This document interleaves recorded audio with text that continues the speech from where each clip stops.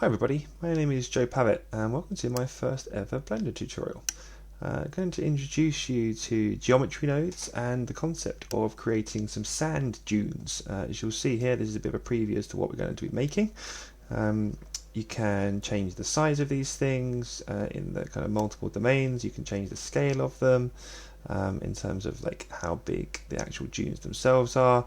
We can change their height, so we can see here as well. If you want to make them way too exaggerated, they kind of don't really look like dunes, but you get the gist of what we're aiming for. So this is going to be mostly aimed at beginners of Blender, but if you are intermediate, there may be some basic stuff that I'm covering, but feel free to obviously skip that part or skip those parts, but hopefully it's of interest nonetheless. So yeah, let's get going. So to get started, we're actually going to switch over to our Geometry Nodes tab across the top, which will just give us a really useful layout. And we're also going to delete the default cube. So with that selected, hit the delete key, and then instead we're going to use a plane, which we can do Shift A, Mesh, Plane. Although actually not going to necessarily use this too much, it just gives us something to start with. It's a little bit closer to dunes than a cube. To add our geometry nodes, over on the right hand side you can hit add modifier geometry nodes, and you'll notice in our geometry nodes view in here we have the geometry node input and we have our group output, and our input right now is our plane and therefore our output is our plane. We haven't put anything in the middle here to manipulate this or change this. We're going to call our geometry nodes sand dunes. And we're going to start playing around with this to see what we're creating. This top left view here, we have our spreadsheet view. If I go into edit mode, which in your 3D viewport, you can just hit tab, it goes into edit mode. We have 4 vertices. Those 4 vertices correspond to the 4 things we see in our vertex spreadsheet. Just for context, once we start adding more, you'll see more vertices appearing here. Because when we do our sand dunes, we want to make sure we've got quite a high resolution. So to get started, what we're going to do is we're going to define some group inputs that can control a grid of vertices, and the grid can be added in our geometry nodes by hitting Shift A, and we just hit search, grid. And we're going to not actually connect that up here, we're going to add a new input, I'm just going to add that instead. So our grid now, which currently is 3 by 3, let's make it 5 by 5 for example, would now have 25 vertices in our plane, which we don't see in edit mode because we're working in geometry nodes, but we still have that here, and we can see the actual output consequently here, which is size 1 in terms of the X and Y axis as well.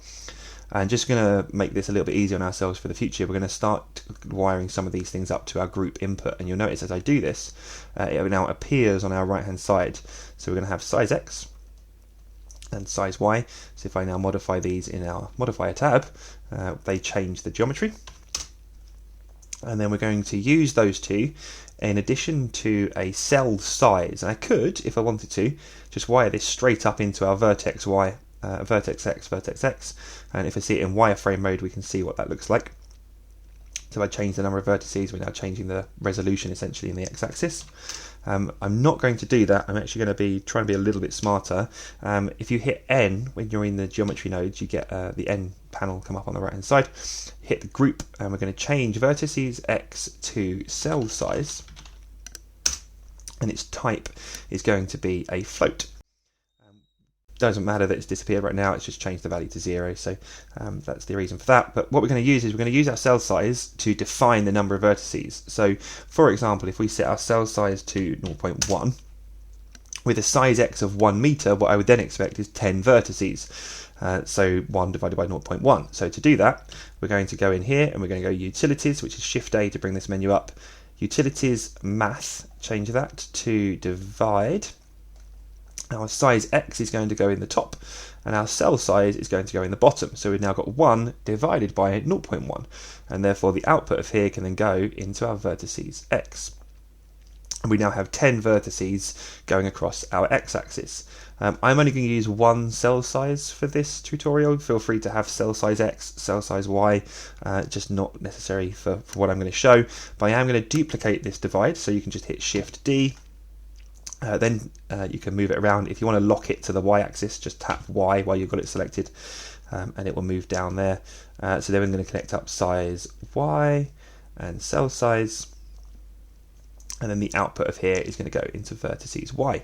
So now if I change my cell size, 0.05 for example, it's now changing the resolution in both my X and Y axis. So 0.1, there we go. So what we're now going to do is, given our grid in place, we're going to start manipulating the vertices positions to replicate what a dune would look like. And to do that, we're going to need to change the position of these vertices. So we have a set position node that we're going to use. We're going to go add, search, set position. And we're just going to connect that up between the mesh that's created by our grid node and the output. And there's three options here in addition to our geometry input. Selection, and we're not going to use that now, but you could in theory give it a black and white texture or a bunch of zeros and ones to define which vertices you actually want to set the position of. We're using all of them, so we haven't got to put anything there. And then there is a difference between the position and offset. I'm using Blender 3.0 here. What we're going to do to demonstrate this is we're going to add a combine XYZ node. So Shift A, vector, combine XYZ. Connect this vector up to position, and I'll show you the difference between these two. So position is now setting the position of every single vertices to explicitly what I've defined here. So if I define them all to be at 0.1, for example, that would set the Z position, and even the XYZ to 0, 0, 0.1 for every single vertex. Instead, what we actually want to use is offset. So if I set this back to 0, offset takes its current position and then adds whatever I'm providing into offset. So here, these are the current positions of all the vertices created by the grid.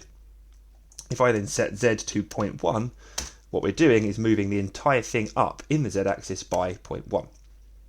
Now, rather than using a fixed 0.1, we're going to create a procedural texture that can simulate that Z position looking more like sand dunes. So I'm just giving myself some more space here.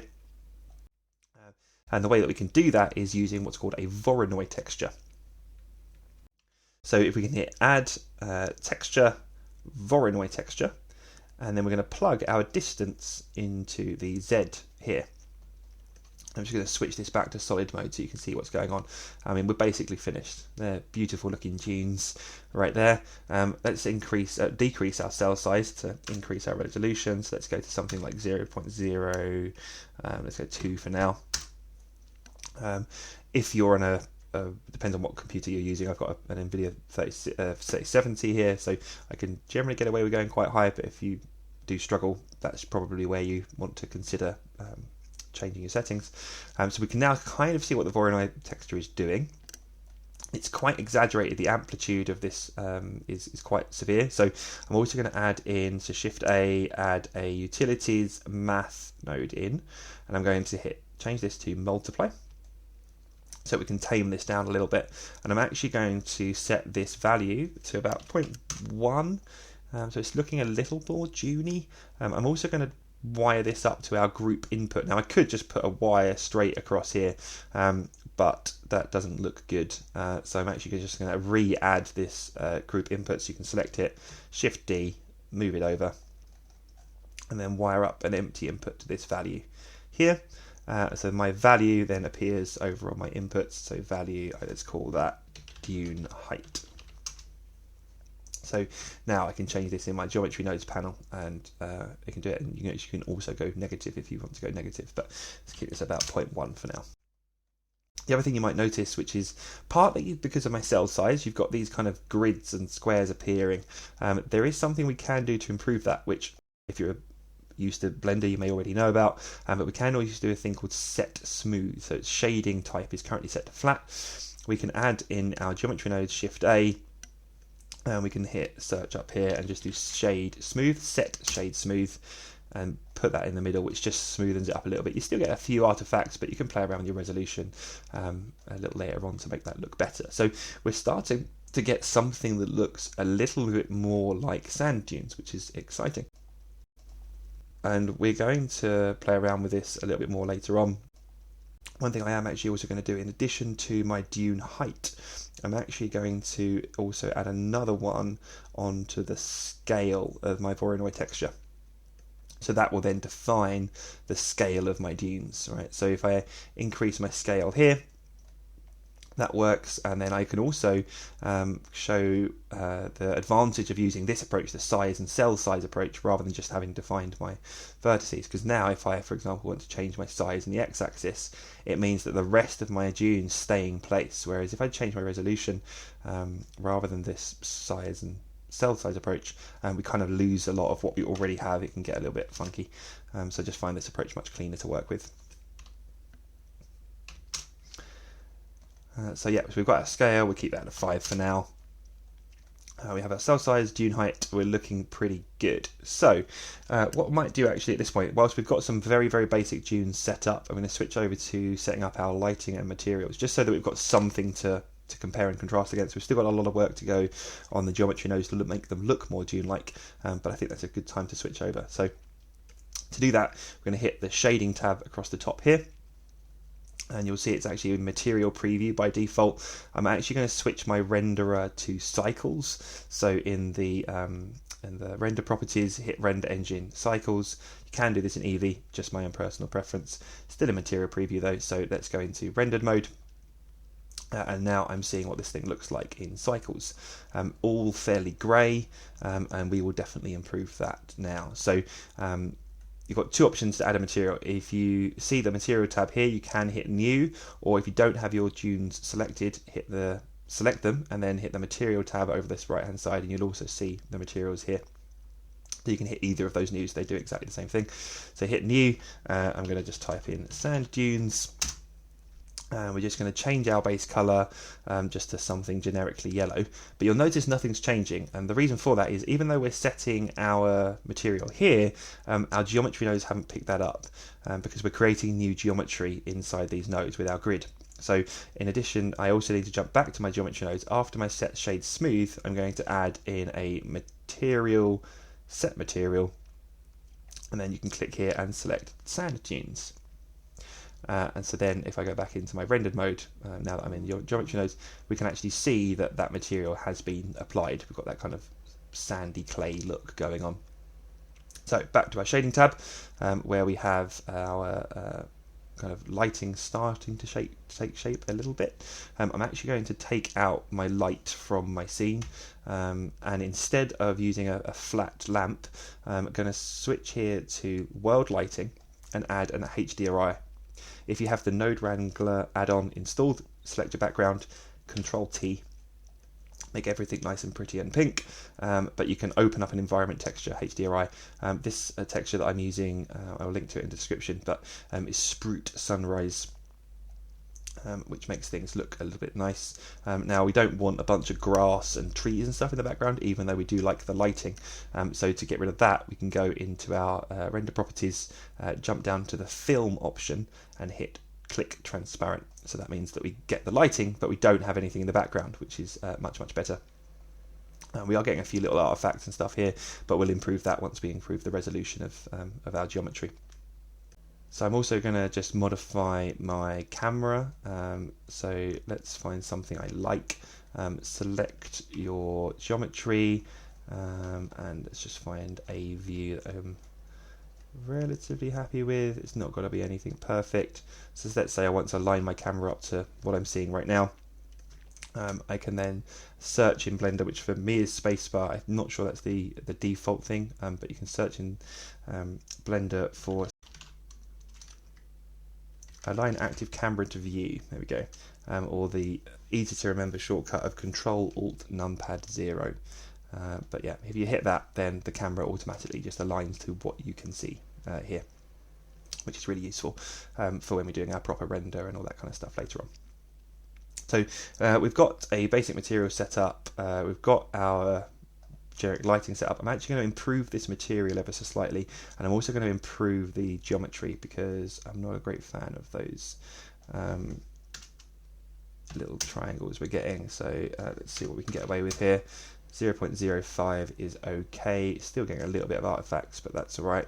I'm also just going to move my camera out a little bit. I've just selected my camera there, by the way, pressed G and then Z twice, which puts the Z axis kind of forwards and backwards, just gives you a little bit more control over that. So if I hit G, Z once, you see the blue line going straight down the middle. If you did it twice, then you're in and out instead, which is really useful. So yeah, I think we're okay here. We've still got some artifacts, can worry about those later.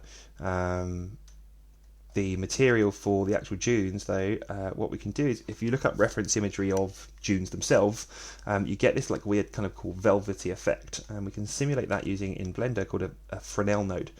So in our shading menu, add in here Shift A, input Fresnel.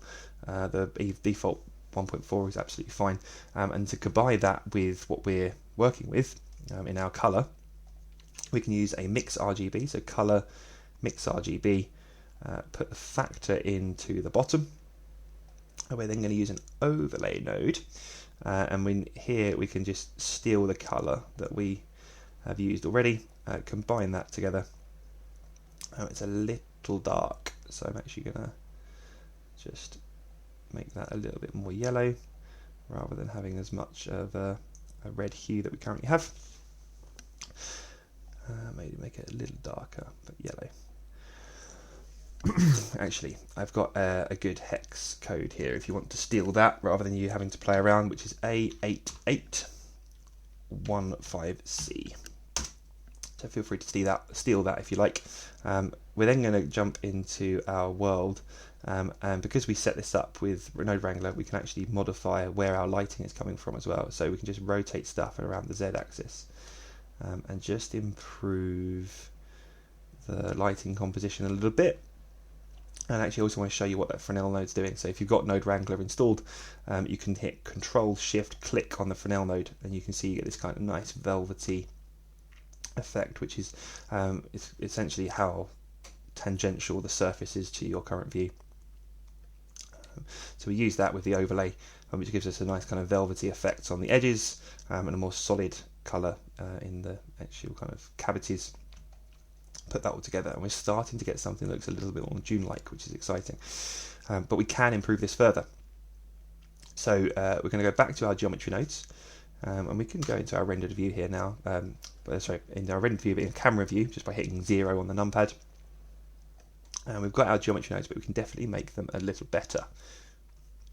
So now what we're going to do is start adding some detail to them. So to do this, rather than just having our Voronoi nodes as such, we're going to add a little bit more chaos, I guess, and randomization to them. They're quite flat-edged here, and actually, if we open up Chrome and just Google sand dunes on the interwebs, we do start seeing a bit more curvature in the boundaries and the structure. So we can instead go and add some noise to the input of our Voronoi. So here I'm actually going to add a new texture, noise texture, and we're going to use this noise texture. I could just plug this color straight into this vector, but it's going to be chaotic. It's just got too much influence, so I don't want that to be the case at the moment. So if you're used to like shader nodes, you would use like a texture coordinate node to be able to get the existing UV map. But in here, what we're actually going to do is have input position, which is kind of the equivalent in geometry nodes, and we're going to combine these, the noise and the original input. So we can put a mix RGB in. The position is going to go in the top. We've got our noise in the bottom, and we're going to make the influence on this. If it's 0, for example, we just get our base dunes. If it's 1, we get chaos. We kind of want somewhere probably more towards the start than anything else. So let's try something like 0.1. What you can see is it's starting to, if you hit shift and drag, it just does a much more gradual change of the impact. But you can start seeing how from 0, very flat, and then you can start influencing how much noise effect you get on those dunes. I like something around about there. So I'll leave it at 1.19 for now. 1.2 probably could have done the job as well. And let's just be curious and see what that looks like. That looks quite cool from our camera view. So that's good. So our kind of overall shape is a better, well defined. But also in our dunes, if we switch back to what dunes look like, you start seeing these really kind of narrow mounds that gather up just because of the kind of natural effect of the wind. So we're also going to add in this extra detail And the way that we're going to do that, now my original attempt to do this was using wave texture, which kind of worked okay, but it wasn't great. So I played around with it a bit more, and I actually found that you can stretch a Voronoi texture, and it does look out a little bit better. So it's not the most obvious of techniques, but it was just a technique that I found worked a bit smoother. So go with me on this. So what we're going to do is our Voronoi texture we're going to duplicate, and we are going to use the same output here, but we want to modify the UV, essentially the underlying coordinates, before it gets to our new Voronoi, and we want to stretch it in one dimension. So rather than having equal splitting like we have here, we can actually add in a vector math node, and we're going to change it to multiply. The color of our kind of noise effect comes in here, and then for default it should be 1 on all of them. Wire the vector to here, and we can start seeing what effect that Voronoi has. So if we just shift all this stuff over, just to give us a bit more wiggle room, we can start seeing what effect this has by using an overlay node. So we're going to go color mix RGB, overlay. The distance from our Voronoi texture, our main Voronoi texture, is going to be the first color, and then the distance of our second Voronoi texture, which will be our wavy, detailed waves, is our second. And then we can plug that into here, which at the moment is just adding the same texture twice, because I don't think these are very different, or the scale is the same. What I actually want to do is increase the scale of our waves significantly. So let's say 500 rather than 5. And now you can start seeing how we're adding in way finer detail, albeit crazy noise right now. So let's tame it down. We can tame that down with a multiply node. So hit Shift A, Utilities, Math, chuck that in there, multiply. 0.5 is okay, but actually it's probably already still a little bit high, so let's just try 0.1. Actually, I'll leave it at 0.5 just so we can see the effect of what we're doing, because at the moment this Voronoi texture doesn't look like what we want it to look like, because we haven't stretched it. So if we stretch it in the y-axis, let's go 0.05, what we can start to see, and I will plug this piece here in, and multiply it, let's say, by 0.1. So we're just going to see the effect of the smaller waves, which even there is still quite drastic. So I'm tempted to maybe even go, let's reduce that scale to like 100. What we're thinking, let's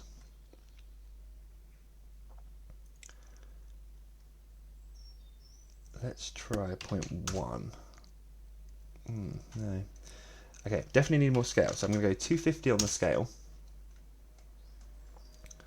And I'm just going to stretch this like 0.01. That's still looking funky. I'm not overly enthusiastic about that. So I just got away and had a little look. I don't think I've changed anything since I stopped the recording. So we have our mix coming in here. We have our multiply. I've currently got it. I'm going to put that to 0.05. I think it's looking a little bit messy also because of our cell size. So I'm just going to drop our cell size. Yeah, okay, right. So now, yeah, what happened was I think our noise was too fine-grained for the cell size that we were seeing. And even now it's still quite drastic. So let's drop the effect of that. That's a bit better. So we're now starting to see we're getting these kind of finer wave effects. And when we overlay them together, we can start now seeing that's much better. So we can now start seeing how that wave effect is also having an impact on top of the geometry. So on top of our main bigger geometry, if we go into our camera view, we can see the kind of wavy effect that we're getting in here. And we can control that impact within the overlay. So if we only want it to be really, really subtle, we can do so via impacting this. I'm going to put that at about 0.3. But you can also impact it here actually. So yeah, that's maybe a little bit too much. So I'm going to keep that 0.05. So we still have our waves, and we've kind of got that little bit more detail now on top of our primary dune structure. So with that in place, we're looking pretty good. There's a couple more things that I'm going to play around with, and that is that rather than having this applied everywhere, I'm actually going to have another noise texture that will control a bit of more randomization, so it's not just shown everywhere. I mean, in theory you could stop now, right? It's looking pretty good, but I am going to just add a little bit more detail into this. So the first thing I'm going to do is add another noise texture,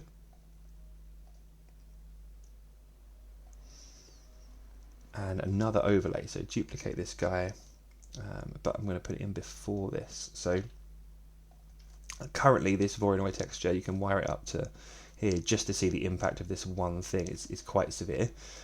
So therefore through multiply we can see what that impact is. So we get our small waves, which are looking pretty good. Rather than having them everywhere, what we're actually going to do is combine them with a noise texture, which will just give us a bunch of black and white randomness, put that into the overlay node, and then we can use that to kind of control a little bit cleaner, or a little bit more kind of natural, I guess, the impact of those waves. So if we put that into our multiply instead, which is going to be quite loud, so we're probably going to want to reduce this even more. Oh no, that's why, because that by default has switched into there. So back into 0.5, that's better. So now what we're seeing is in some places it's a little bit more smooth, and in some other places we've got some more height, and we can, again, you can play around with your overlay to define just how much an impact you get there, but it just adds a nice little bit more randomness, so that when we wire this thing whole together, and go back into our camera view, and now I think actually we can get away with making that a little bit louder, 0.1. So actually here you can see it's nice and smooth, and then here you're starting to get the ridges, so it just adds a little bit more variation into the scene, which I think works really nicely. So yeah, so that's the kind of how to set up geometry nodes. And so just to see the overall impact of what we've built, I mean, we could probably add some other things. Actually, I might add this input down here. So copy group input, and we're just going to add that last value. So we're going to change this one to be called height of the dunes, and then this one is going to be the height of the detail, and bring them down together. And so then our detail height we could, for example, make, I don't know, 0.5, and it really exaggerates. I mean, that's way too high, but you get the idea of what we're affecting essentially. Go back into our camera view. If we want to increase the height of our overall dunes, we could, which is kind of just gives them a bit more exaggeration. We could even just reduce our cell size. You can currently see we're currently working at about 250,000 vertices, so you can get away with a bit more. So we go to 0.1, and now that's exaggerated way too high, so I'm going to definitely reduce that. But that works quite nicely. It's nice and smooth, and we can go out and we could render something like this. So yeah, thank you very much. It's actually my first ever tutorial, so I don't know if it's worked. I hope it's gone okay. But yeah, feel free to expand it. You can add it. I mean, you could add more noise control onto this. Play around with the size X, size Y. Just be aware when you are doing it, because of the nature of this cell size, when you increase this, it is adding vertices every time. It's not just recalculating resolution based on its size. So sometimes it's wise to just jump that cell size up to something really high again, just before you start playing around with like a really long dune, for example. Because otherwise your cell count could get really silly really quickly. Yeah, so that for example actually works still quite nicely as a kind of longer dune effect.